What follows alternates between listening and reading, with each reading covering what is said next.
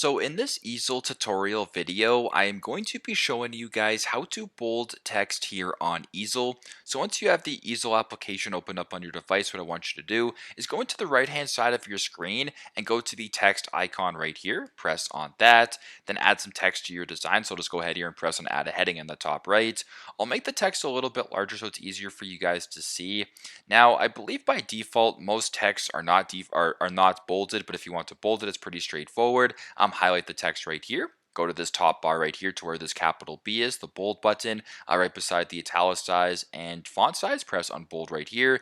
And then by pressing on that, you've now bolded the font here on easel. So pretty straightforward, super simple, but that's how you guys can bold text here on easel. Thanks again for watching, and I hope this video helps.